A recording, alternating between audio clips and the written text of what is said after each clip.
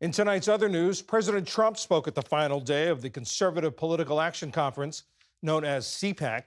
Mr. Trump touted his administration's achievements, including what he said is a deal with Ukraine that will end the war and repay the United States the money it spent on the war effort.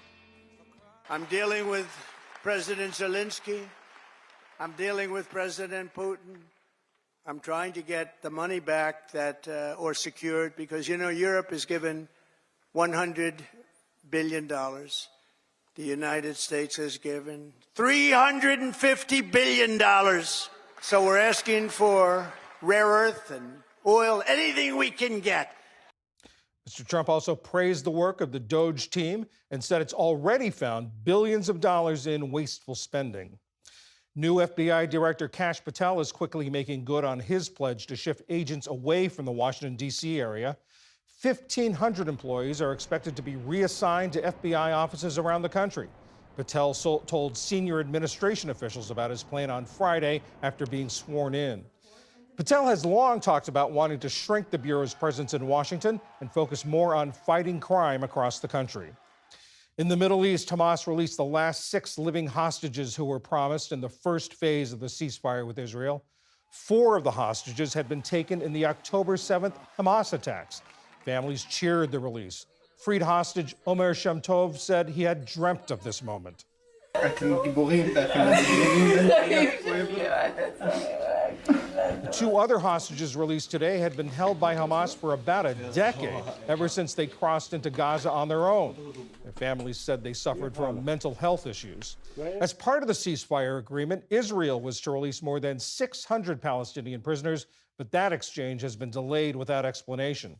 Tensions mounted this week when Hamas handed over the wrong body for Shiri Bibas, an Israeli mother abducted with her 2 young sons. On Friday, Hamas handed over another set of remains, and Israel has now confirmed that they are hers.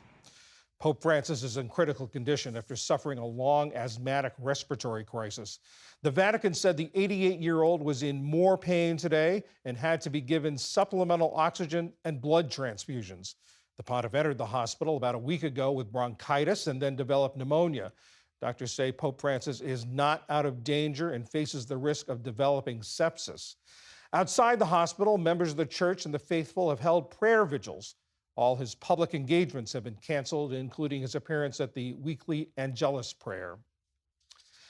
The West Texas measles outbreak is getting worse. There are now 90 confirmed cases, according to the state's health department, with at least 16 people hospitalized. Neighboring New Mexico is reporting 9 cases, although there's no known tie between the 2 outbreaks. The highly contagious respiratory virus can stay in the air for about 2 hours, making it highly likely that unvaccinated people who are exposed to it will get it. And in a city in southern Sudan, a cholera outbreak has killed 60 people over the past 3 days and sickened 1,300 others.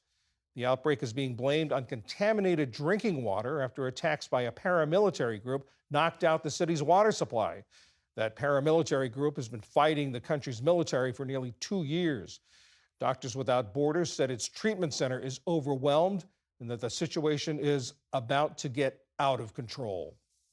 Still to come on PBS News Weekend, the Project 2025 policies that the Trump administration is already implementing, and the history of generational trauma in the Black community. This is PBS News Weekend from the David M. Rubenstein studio at WETA in Washington, home of the PBS NewsHour, weeknights on PBS.